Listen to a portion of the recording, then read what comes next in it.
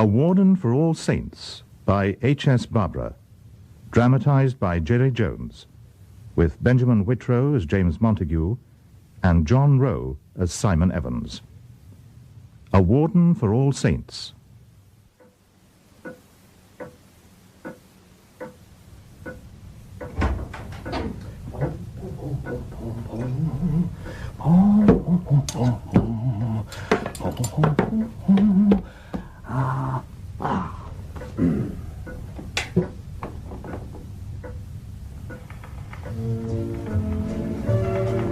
It's a lovely day today, so whatever you got to do, you've got a lovely day to do it. It's Benedict. And you got something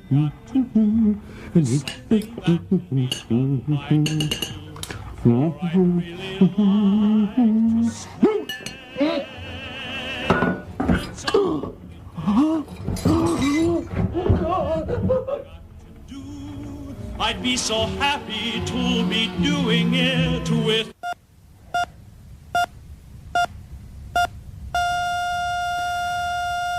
It's over.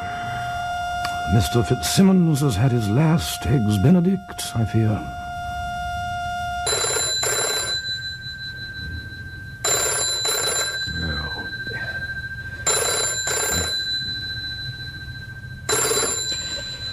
Hello, Simon Evans here. Simon, it's James.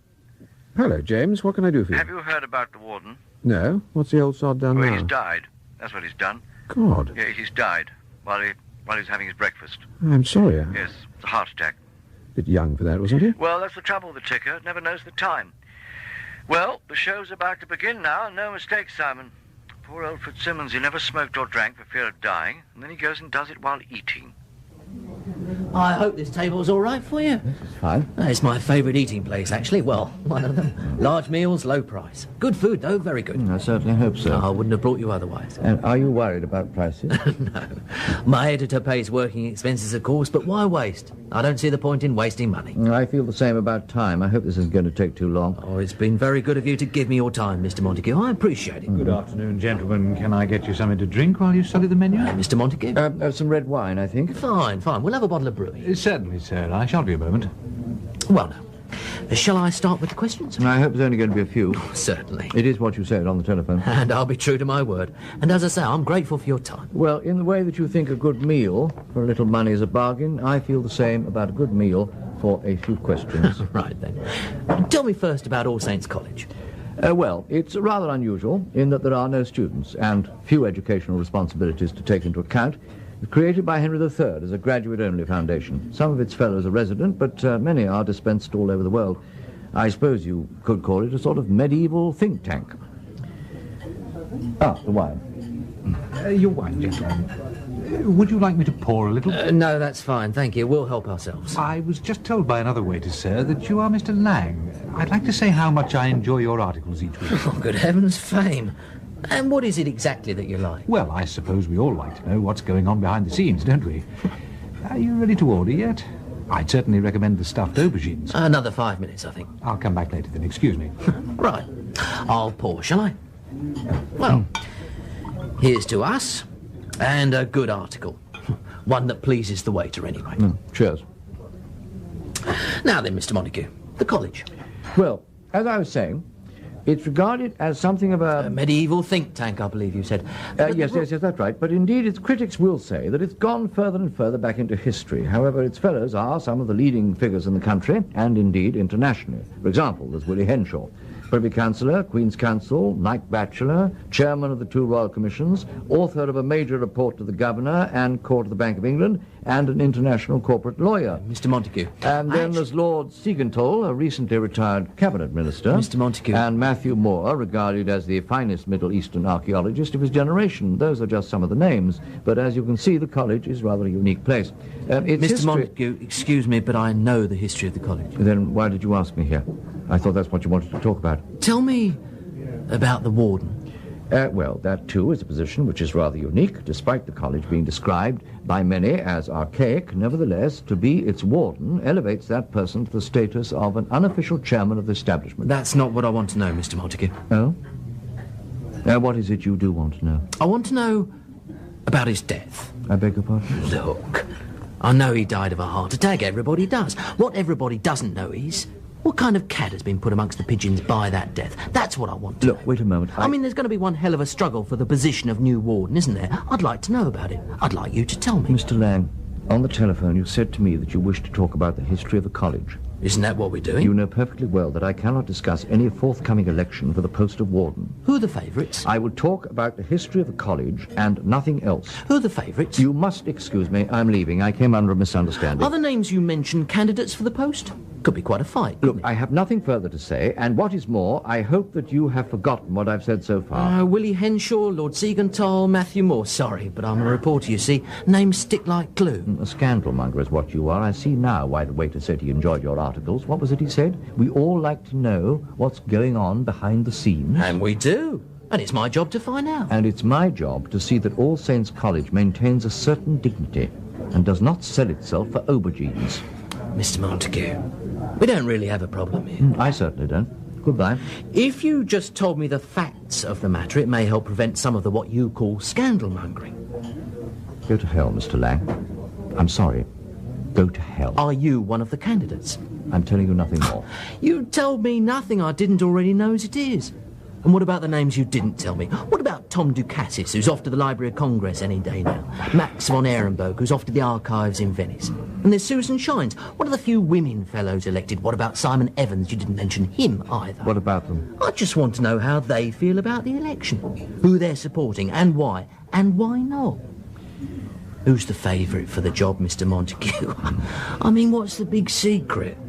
For God's sake, I'm not asking you to tell me who really shot Kennedy. Shall I tell you something, Mr. Lang? You're not a reporter at all. You're a little nosy bastard sniffing around for trouble. And shall I tell you something, Mr. Montague? I think it's you who's favourite for the job. Am I right? And what if I am? Nothing. It's not me who's making a big fuss about this. Thanks for the wine. Goodbye. Hardly touch the stuff. Bloody waste of money. Is your friend leaving, sir? So it would seem, so it would seem. Are you staying to eat, sir? What else is there to do at 1:15 on dark afternoon? Yes, I'm staying to eat. Then may I take your order, sir? Tell me, my friend, the reason you like my articles? Is it because you enjoy poking your inquiring little nose into other people's mess-ups? Well, I wouldn't put it quite like that, sir. No, don't suppose you would. Your order, sir? Well, for a start, you can stuff your aubergines. Pretty sound on those.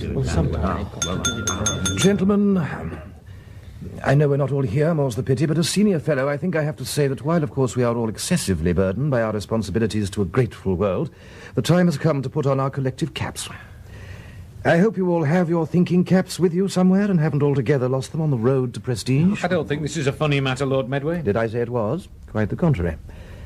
In fact, the choosing of a new warden is a task to which we must apply ourselves with a seriousness we reserve normally to the choosing of people we invite to dinner. Then let's get on with it. Exactly. Tell me, gentlemen, what do you think of the candidates so far and their chances? Well, speaking for myself, it looks as though it's going to be a real battle of bastards. Or perhaps I should say it's going to be a bastard of a battle. Yes, perhaps you should, yeah. I would have thought, though, that Montague would be the obvious choice. Yes, he'll certainly take the first ballot, there's no doubt of that. How do you feel about Simon Evans? Well, he's a very popular chap, of course, but sometimes that works against a candidate, and he has the look of someone not really expecting to win. As opposed to Matthew Moore, who has the look of someone who can't possibly be defeated. Arrogant bugger. Good track record, though. Now, granted, there's quite a few candidates, and they've all got records of which to be excessively proud, but there's certainly something about Moore and the way he wears those endless medals of archaeological merit around his neck that makes him very much a front-runner. And what's more, he desperately wants to be warden. Yes, to tell you the truth, his eagerness is already rather sickening. However, I still think James Montague is the one who will come out tops.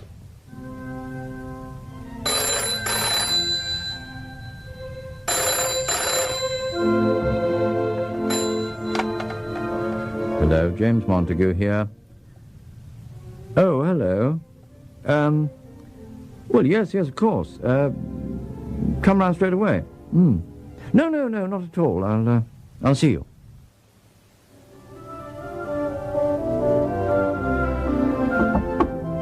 One moment. Simon, Come on in, then. I hope I'm not disturbing you. No, I was going to phone you anyway. It's about the election. Yes, I thought it might be. Is it true? Well, if you mean am I not taking part, yes, it's perfectly true. You're really not standing? No, more than that, I'm not even going to express a preference as to who has the post. I'm simply going to sit back and watch the fun. Anyway, what are you worrying about, my dear boy? Leaves the field more open for you. I don't think I'm in much of a chance, James. Oh, nonsense. Don't underestimate yourself. You stand a very good chance. But there's a lot of tough opposition. Well, of course, you'd expect that for such a post. I'm still surprised that you've backed out. You were the favoured candidate, you know, and rightly so. Maybe, but I don't have the guts for combat anymore. I don't think I do either. Yes, and who do you think does? Well, Matthew Moore, certainly. Oh, yes, dear old Matthew. A man so riddled with ambition it seeps from him like sweat. I think he wants to be warden more than anything in the world. Except perhaps ruler of that world. It's going to take a damn good candidate to beat him, that's for sure. And are you that candidate? Well, like I said, I'm very doubtful. And after all, there are quite a few others throwing in their caps. You know, I have a feeling, though, that quite a few of those caps are going to be without homes, by which I mean there's going to be another meeting of the fellows in the main library tonight, and I expect a few heads to start rolling. In fact, despite your rather low and totally unjustified opinion of yourself, I shouldn't be at all surprised if when we get down to the third or fourth ballot, the contest isn't simply between Matthew Moore and yourself.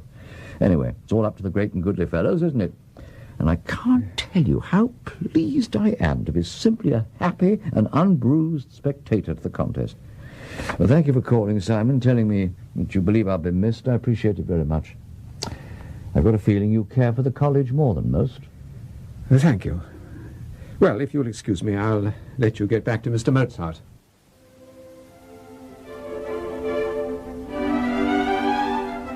And now we come to Willie Henshaw. I don't have to remind anyone here of his distinguished career, truly outstanding, and he will, of course, be receiving the backing of all the lawyers who make up the college's non-resident fellows. There's no doubt he has strong support. Let's really get to know him, though, shall we? I suggest a series of informal lunches be set up for him with us as his hosts. The way to a man's mind is often through his mouth. I don't think Siegenthal's going to make it through the next ballot, do you? Not sure, Leo, old dear. He certainly has support, and he has been at the college 40 years. Yes, but when you think about it, every damn thing he's set his hand to has ended up in the dustbin. And that, I feel, is where his candidature's going.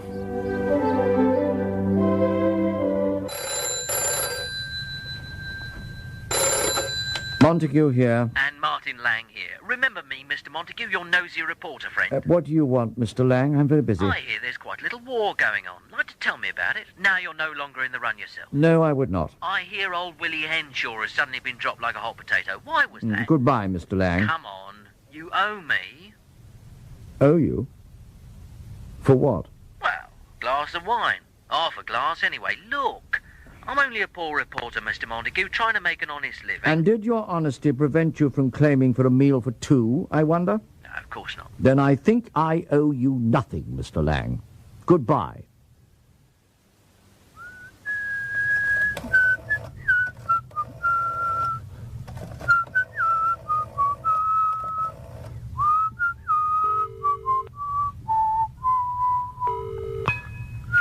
Hello? Hello? Matthew here, Simon. Oh. This is something of a surprise. I've been rather impressed by your performance. Impressed and worried. You're a little too close for comfort.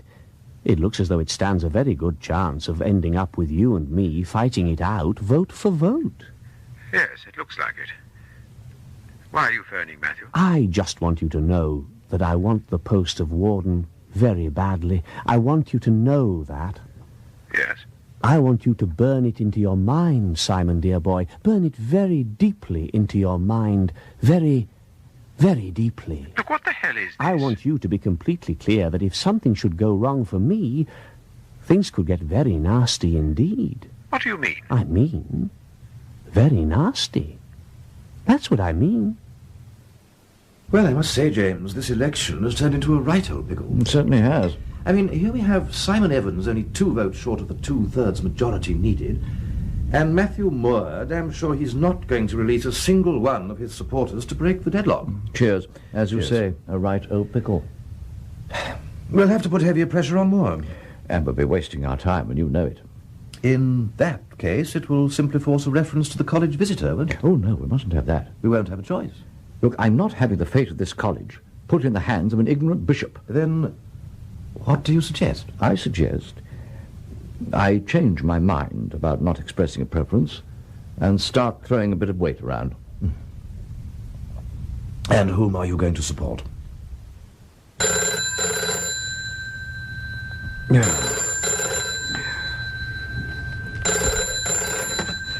Hello? Simon?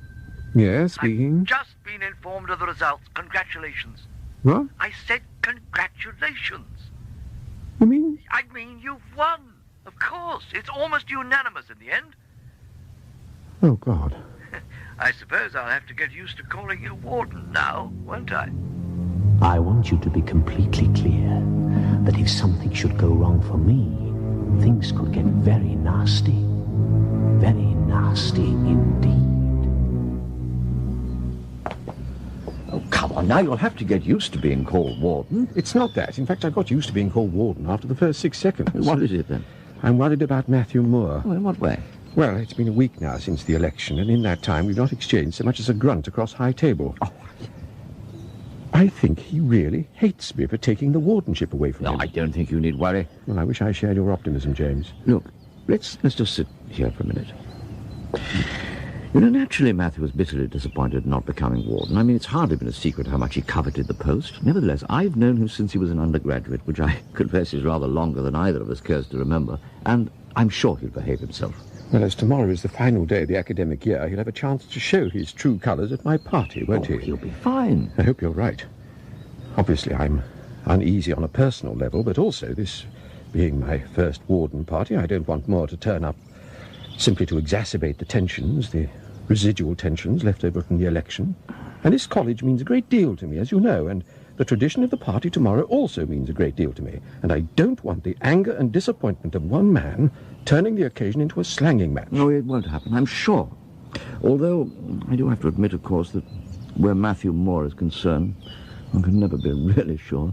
You're beginning to sound less optimistic, James. No, not at all. Not at all. Come on, let's continue our walk, shall we?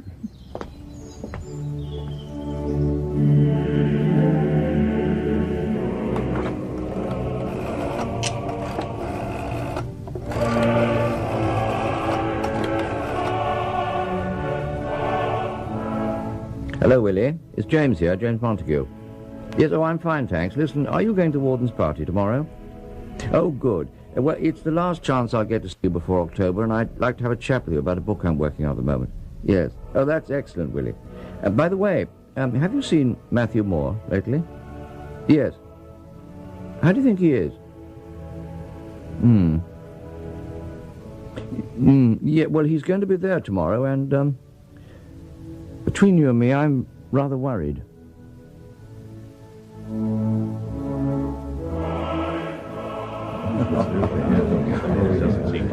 Ah, James, good to see you. Yes, and you. Not a bad turnout, eh? Not bad at all. But you know, we'd have had one more if the Campuchians hadn't opened the border yesterday. Young Weems shot off like a bat out of hell. Should be in Angkor by now. Oh, and of course, Kid Brown's in class, huh? Oh, so he is, pity. Translating? Indeed, mantras. Don't tell the chapel clerks. Indeed not. Well, must circulate. See you later. Yeah. Well, it's Leo Dart. And how are you coping with life? To tell you the truth, I'm still recovering from that bloody awful election. Yeah, and you thought it was going to be me, It would have been if you'd entered. You should have done. Well, I prefer life as much on the sidelines as possible. Well, you certainly entered into the fray at the end, didn't you? I simply did my best to see that a choice was finally made. Yes, think you've been crossed off Moore's Christmas card list, though. But then, haven't we all? Just look at him. Have you ever seen such a depressed-looking person in your life? God, he looks as though he's just won Norway in a raffle. I suppose it must be killing him that we finally decided that a grandson of a coal miner and son of a grammar school scholarship pilot killed in a bombing raid over Aachen fell more clearly into the traditional image of All Saints. Well, it's over now, thank God.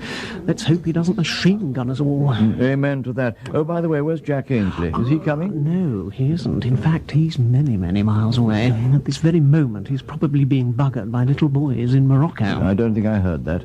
Oh, God, look. Moore's walking to the trestles. He's going to speak. Well, here we go. I wonder if I may have your attention for a moment or two. You bet you can. As most of you know, I leave for Babylon later today. Lucky old you. What are the ladies here going to do without you? Oh, I'm sure they'll survive. My God, he's smiling. The fact is, I've got to get out there because... You can't stand any of us. Not at all. It's because someone has to make sure that the French aren't wrecking the site as they rebuild it, and in this case, that someone is yours truly. You've always been our hero, Matthew. Ah, so what happened to the crosses by my name, then? I cannot believe this. Now, apart from my going to Babylon, you also know that a week ago I lost one of the harder-fought elections in this college's recent history. What I want to do before I go away, before many of us go away, is to settle something. I think it is about time that I drank a toast to the new warden and welcomed him properly to his high and arduous office. Doctors, I ask you to join me in raising your glasses to the warden of all saints. The warden of all saints. This morning I would have bet $1 million this wouldn't happen. Warden? Warden, would you just come beside me for a moment? That's it.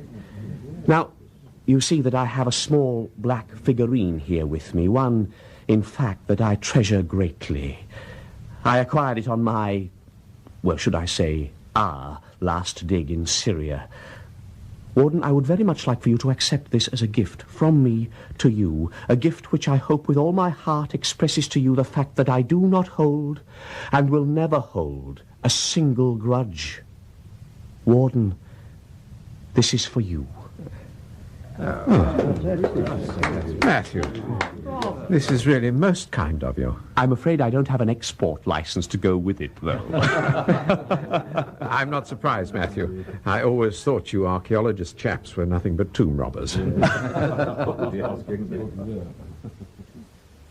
I mean, the reason I came to see you is because although we're among the few fellows left in full residence, I seem to be seeing remarkably little of you. Yes, I'm sorry, James. It's just that although I don't have a term-time schedule to keep to at the moment, I nevertheless do seem to be in demand socially quite a bit. No, I'm not blaming you. Far from it. I mean, after all, I'm up to my ears in preparing that book of mine on Champollion's work. I just thought it time I popped in for a quick hello. Is everything all right? Oh, indeed. Thousands of letters, of course. I tell you, most of my invitations seem to come from rather fetching ladies who are high up in the social scene. I'll just put these in my post tray. So, everything's certainly all right. It's amazing how attractive to the opposite sex I suddenly am since becoming warden. Yes, I bet. Sorry you didn't apply for the post now? Oh, no, not at all. I mean, if there's one thing I prefer to sex, it's good food and wine. Well, that's two things. Yeah, well, yes, so there you are. Believe me, the attention of ladies comes a pretty poor third on the list of things I enjoy. Shame on you, James. Listen, why don't we have lunch together sometime next week? We could go to that restaurant of mine in Amberley Street. Do you like seafood? I love it. Yeah, well, they do mussels in mustard and brandy sauce there, and I tell you, Warden, old friend, it defeats all competition. Wednesday, then. We go on Wednesday. Good.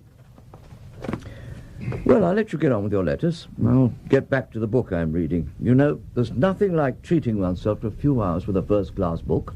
So sex, in fact, comes fourth. Oh, yes, so it does. And I've a feeling if I really put my mind to it, I'd think a lot of other things, too. Right, well, take care of yourself. I look forward to our meal together next week. And so do I. Thanks for coming round, James. Very nice of you. No, not at all. You take it easy with those ladies now. I'll do my best. Right. Be seeing you then. Dear sir, I regret that in the circumstances... Go away. Go away. Go away. What on earth's wrong? Wrong? No, nothing. It was nothing. But I heard you crying, go away. You sounded... It was nothing, really. A wasp. It was wasp, that's all. Wasp? Yes, I can't bear them. I was trying to swat it.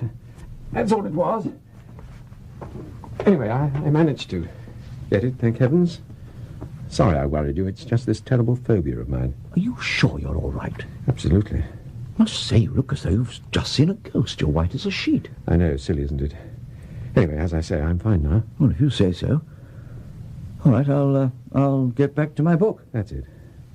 See you Thursday, then? Wednesday? Yes, of course. Wednesday. Look, if I were you, I'd make yourself a cup of very sweet tea, sit back and relax for a while, get some colour back in your cheeks. I'll do that. Wednesday, yes. Wednesday. I'll remember, don't worry. For God's sake, what's wrong? There's no solidity. There's no... What? Please go, James. Please leave me now, please. Look, what is all this nonsense? James, I'm asking you to leave me, please. Well, if that's what you want. If that's what you really want. There are things to be done, you see. Things to be dealt with, you understand? No, I can't say I do understand. I'll see you Wednesday in the restaurant. All right. Goodbye, Warden. Oh, God. Oh, God, help me.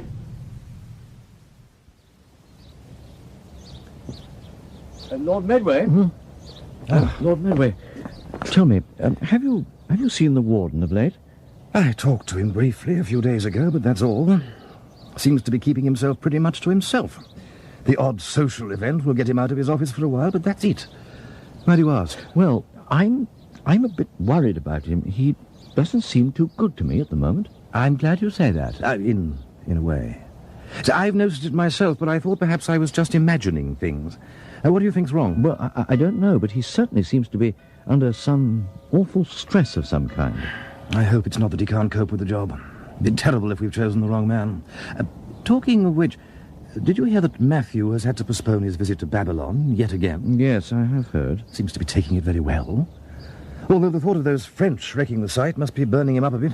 Has he said anything about the Warden's behaviour? Yes. I spoke to him about it, in fact. He said he thought we were overreacting and that all Simon wanted was a little more time to get used to the job. Early days yet, he said. Give the poor chap until All Saints at least. He's sure everything will be all right by then. Matthew's being very supportive of the Warden, isn't he? Yes, he certainly is. Well, let's hope he's right and we're wrong and that there's nothing to worry about.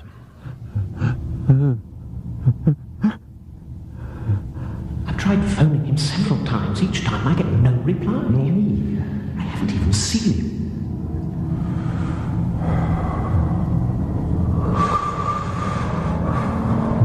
Go away. Go away. I've tried phoning him several times. Never seems to be with you. I've tried phoning him several times. I've tried phoning him several times. A price to pay. Always a price to pay. Go away. Always a price to pay. Look up. The walls. The walls are melting. Help me. Please, help me. Someone help me. Someone.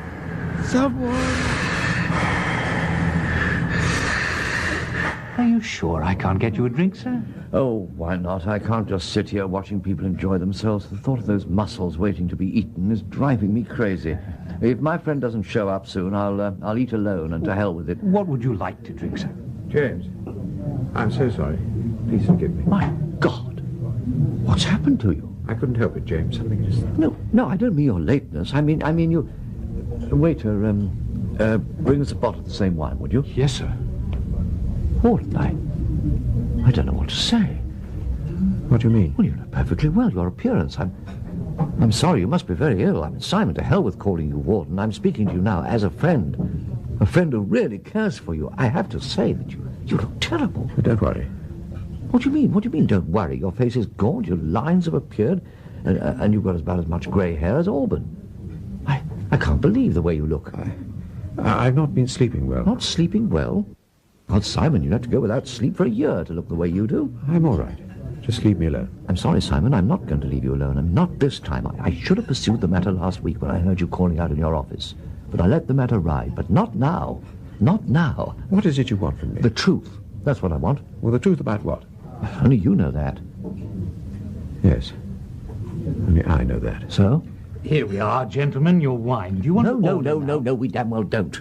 Very well, sir. Look, I'm sorry, forgive me. I shouldn't have spoken like that. It's perfectly all right, sir. I do understand. All right, thank you. I'll come back later.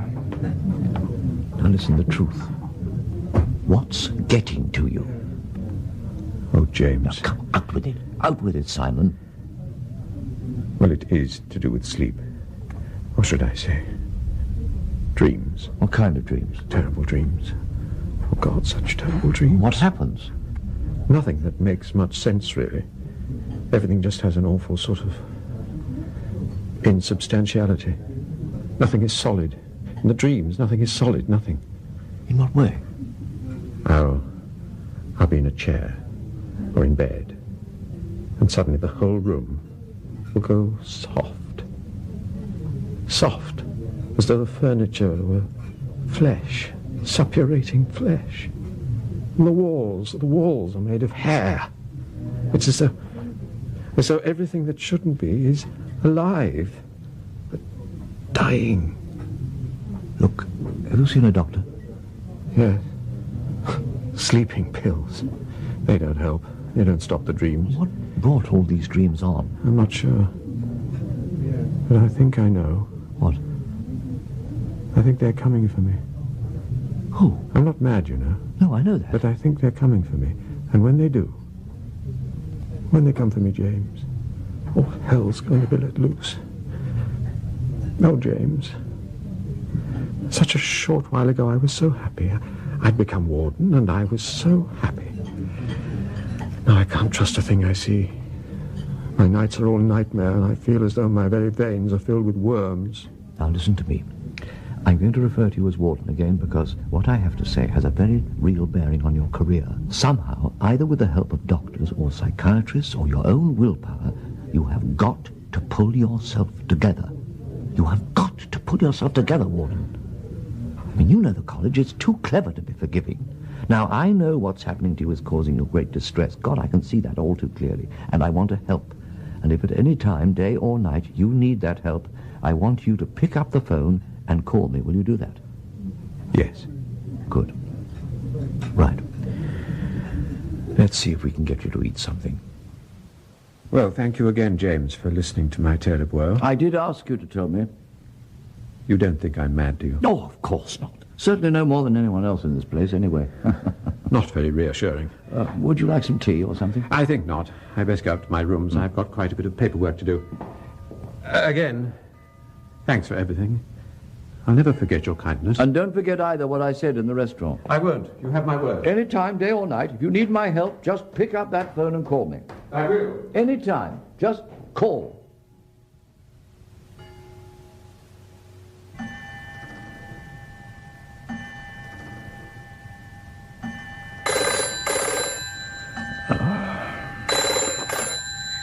James Montague. They've come back, James. They've come back. Worse than before. Worse. I'm on my way.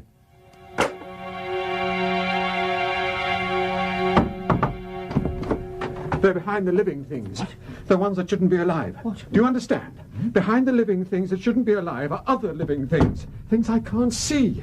I can only hear them. Can you hear them, James? Warden, I hear nothing. They're crawling in my ears. Something's coming.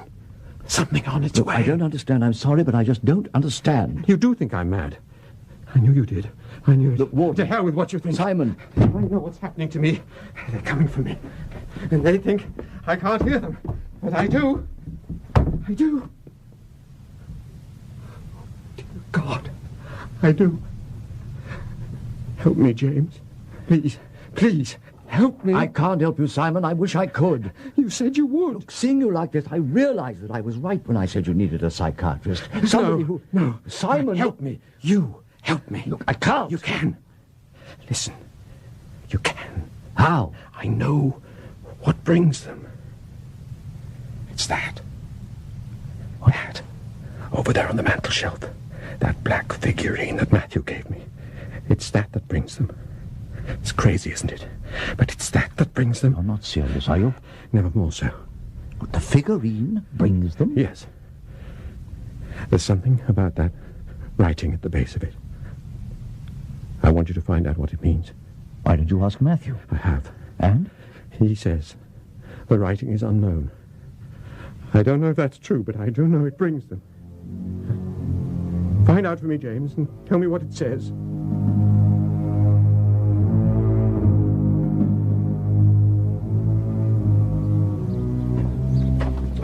James! At last, I want a word with you. Yeah, I'm sorry, Lord Medway, but I'm in rather a hurry. I've had a call from the warden. He wants to see me at once. Well, I'm glad he wants to see someone. He's been locked away in those lodgings of his for the past week. Yes, This is hopeless behaviour by someone who is supposed to be warden. But I don't mind telling you that everyone now wishes we had appointed Matthew to the post. Look, I'm really sorry, but I don't have time to stop and talk now. And for that matter, where have you been locking yourself away for the past 2 weeks? Foreign travels is all I can say. Where to? That's all I can say, I'm afraid. Look, I must go. James, this isn't good enough. We can't have a warden behaving like a lunatic. There's got to be some explaining. But don't worry, there will be. James! And soon. Mad as hatters, both of them. Last week, marks began to appear on the fabric. My furniture was suddenly smashed by unknown hands. This week, scratches, too. Terrible scratches on the doors, as though made by animal teeth and claws. And the glass, too, the windows. You can see for yourself. Yes, I can see. And what do you think, my friend? You think I made these marks? You think I made them? You asked me to come because you said you had a note from Matthew. Yes. Yes, here it is. Listen, what he's written. Whatever this matter is between us, it has to be resolved. We must meet in the new quadrangle at midnight. We must finish a matter between us that I think you already understand. You have to be there. You have to. Midnight, then. Then you'll have to go, won't you? I can't. They're coming. Whatever they are, they're coming. I should have guessed it would be All Saints' Night. Well, I'm certainly not going. I'm sorry, Simon, but this is something that cannot be avoided. You found out, haven't you? You found out what the writing on the figurine says. Haven't you? I know what it means. I can't go. Well, if you don't, you will lose the post of warden. I just want an end of all this. Then be at the new quadrangle before midnight. Is it really the only way? Oh, yes. Don't worry. I'll be with you. This is strange. I don't like it at all, James. Not at all. I think it was a mistake coming here. You had to come. It was a mistake, believe me. There was no escaping it. Honest to God, James. There's something not right here. Look, there's nothing we can do. Your being here is not really a matter of choice. You know that. Well, where is Moore, then? He'll be here at midnight, just as he said. What time is it now? It's nearly time. There! Look! Over there in those shadows. That's him, isn't it? I think so. He'll step from the darkness in a few seconds.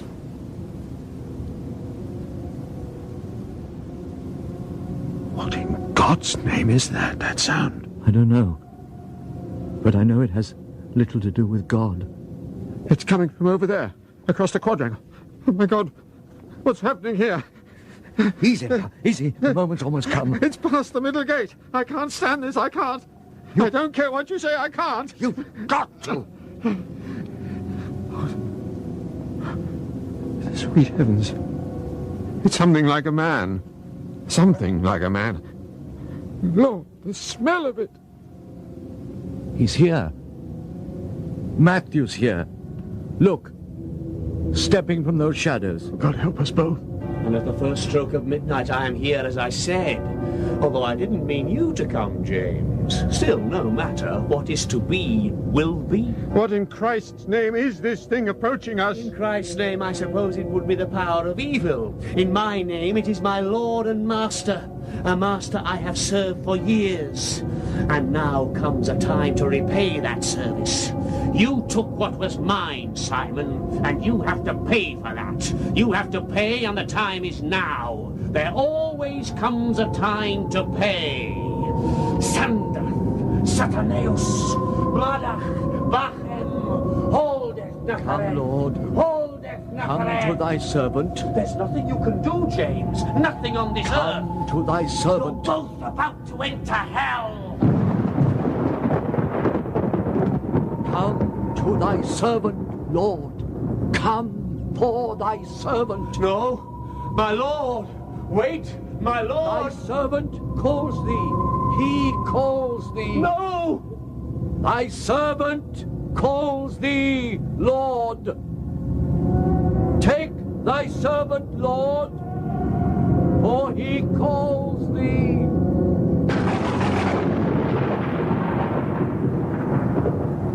My master. My master.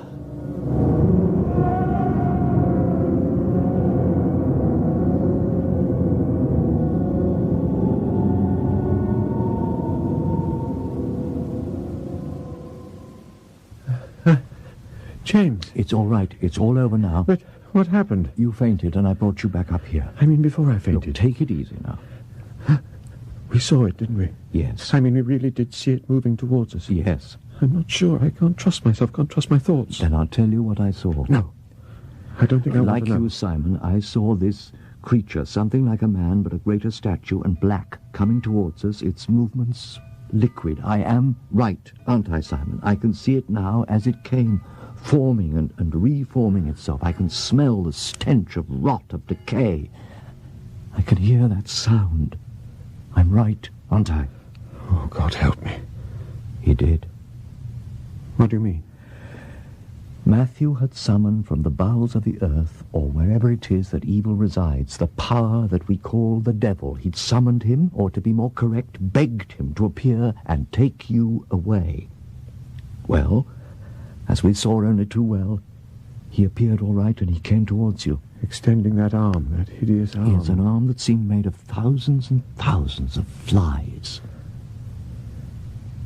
So why was I spared? You were spared because Matthew started calling out in an ancient tongue, a language as chilling as the grave itself. It was what I needed. I knew the enunciation now, not just the translation. You were calling out the inscription written on the figurine, weren't you? Yes. And that's when I fainted. And it's also when that creature from hell became confused. As I called out to it, "Come, Lord, take thy servant," it turned towards its true servant, Matthew. It saw the look of pure reverence in his eyes. It embraced him, enfolded him so completely. It was impossible to tell the two apart.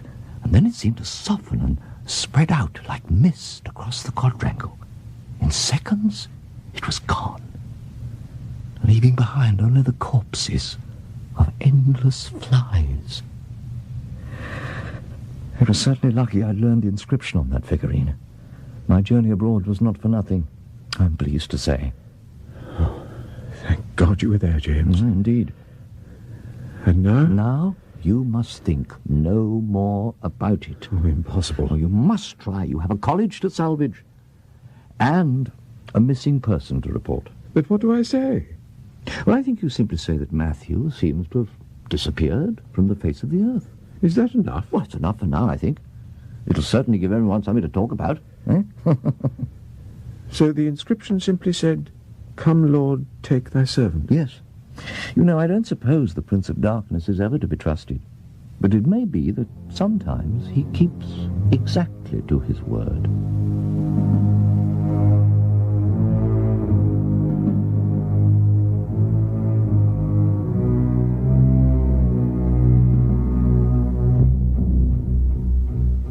Benjamin Whitrow was James Montague, and John Rowe, Simon Evans, in A Warden for All Saints by H.S. Barbara. Lang, David Lerner, the waiter, Eric Allen, Lord Medway, Brett Usher, Leo Dart, John Webb, and Matthew Moore, Keith Drinkle. A Warden for All Saints was dramatized by Gerry Jones and directed by Martin Jenkins.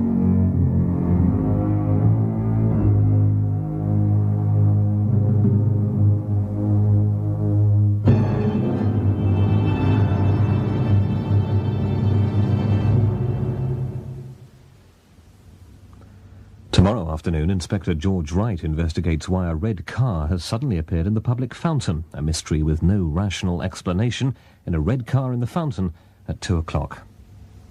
A major news series starts on Radio 1 this evening at 8:30. The series, Tell It Like It Is a joint initiative between BBC Radio 1 and the Samaritans. Since the early 80s, the suicide rate amongst the under-25s has spiralled upwards. It's now the third most common cause of death in this age group. And the suicide figures don't tell the whole story. For every successful suicide, there are 20 serious attempts. Almost 20,000 teenage girls are treated for drug overdoses annually. Today, the Samaritans are receiving a call from a young person in despair every 4 minutes. The aim of Tell It Like It Is, which will be accompanied by a confidential helpline run by the Samaritans, is to help young people voice their feelings of anxiety, depression, loneliness and anger, and by voicing those feelings, diffuse a situation which results in a suicide attempt. Tell It Like It Is begins at 8:30 tonight on Radio 1. Certainly. It is what you said on the telephone. And I'll be true to my word. And as I say, I'm grateful for your time. Well, in the way that you think a good meal for a little money is a bargain, I feel the same about a good meal for a few questions. Right then. Tell me first about All Saints College. Well, it's rather unusual in that there are no students and few educational responsibilities to take into account. It's created by Henry III as a graduate-only foundation. Some of its fellows are resident, but many are dispensed all over the world. I suppose you could call it a sort of medieval think tank. Ah, the wine. Your wine, gentlemen. Would you like me to pour a little? No, that's fine, thank you. We'll help ourselves. I was just told by another waiter, sir, that you are Mr. Lang. I'd like to say how much I enjoy your articles each week. Oh, good heavens, fame. And what is it exactly that you like? Well, I suppose we all like to know what's going on behind the scenes, don't we? Are you ready to order yet? I'd certainly recommend the stuffed aubergines. Another 5 minutes, I think. I'll come back later then, excuse me. Right. I'll pour, shall I? Well, here's to us, and a good article. One that pleases the waiter, anyway. Cheers. Now then, Mr. Montague, the college. Well, as I was saying, it's regarded as something of a medieval think tank, I believe you said. Yes, that's right. But indeed, its critics will say that it's gone further than the forthcoming election for the post of warden. Who are the favourites? I will talk about the history of the college and nothing else. Who are the favourites? You must excuse me. I'm leaving. I came under a misunderstanding. Are the names you mentioned candidates for the post? Could be quite a fight. Look, I have nothing further to say, and what is more, I hope that you have forgotten what I've said so far. Willie Henshaw, Lord Siegenthal, Matthew Moore. Sorry, but I'm a reporter, you see. Names stick like glue. A scandalmonger is what you are. I see now why the waiter said he enjoyed your articles. What was it he said? We all like to know what's going on behind the scenes. And we do. And it's my job to find out. And it's my job to see that All Saints College maintains a certain dignity and does not sell itself for aubergines. Mr. Montague, we don't really have a problem here. I certainly don't. Goodbye. If you just told me the facts of the matter, it may help prevent some of the what you call scandalmongering. Go to hell, Mr. Lang. I'm sorry. Go to hell. Are you one of the candidates? I'm telling you nothing more. You told me nothing I didn't already know as it is. And what about the names you didn't tell me? What about Tom Ducatis, who's off to the Library of Congress any day now? Max von Ehrenberg, who's off to the archives in Venice? And there's Susan Shines. What are the few women fellows elected? What about Simon Evans? You didn't mention him either. What about them? I just want to know how they feel about the election. Who they're supporting and why not.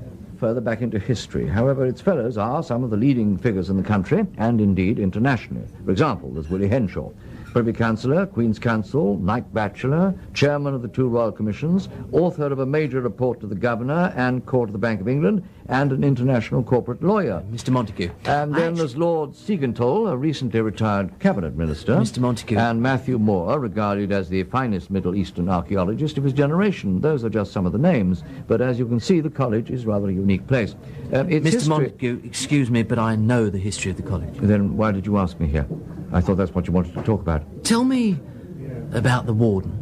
Well, that too is a position which is rather unique, despite the college being described by many as archaic. Nevertheless, to be its warden elevates that person to the status of an unofficial chairman of the establishment. That's not what I want to know, Mr. Montague. Oh? What is it you do want to know? I want to know about his death. I beg your pardon? Look, I know he died of a heart attack. Everybody does. What everybody doesn't know is what kind of cat has been put amongst the pigeons by that death? That's what I want to know. Look, wait a moment. I mean, there's going to be one hell of a struggle for the position of new warden, isn't there? I'd like to know about it. I'd like you to tell me. Mr. Lang, on the telephone you said to me that you wished to talk about the history of the college. Isn't that what we're doing? You know perfectly well that I cannot discuss any of... A Warden for All Saints by H.S. Barbara, dramatised by Gerry Jones, with Benjamin Whitrow as James Montague and John Rowe as Simon Evans. A Warden for All Saints.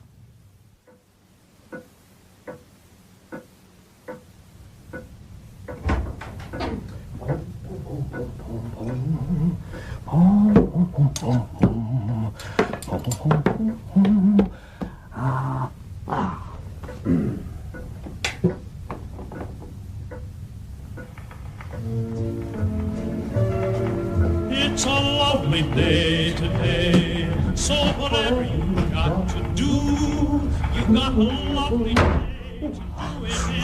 Thanks, Benedict. And you've got something.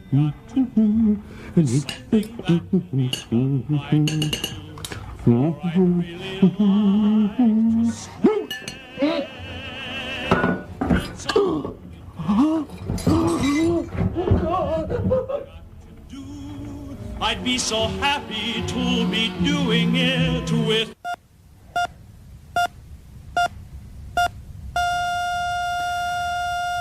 It's over. Mr. Fitzsimmons has had his last eggs Benedict, I fear.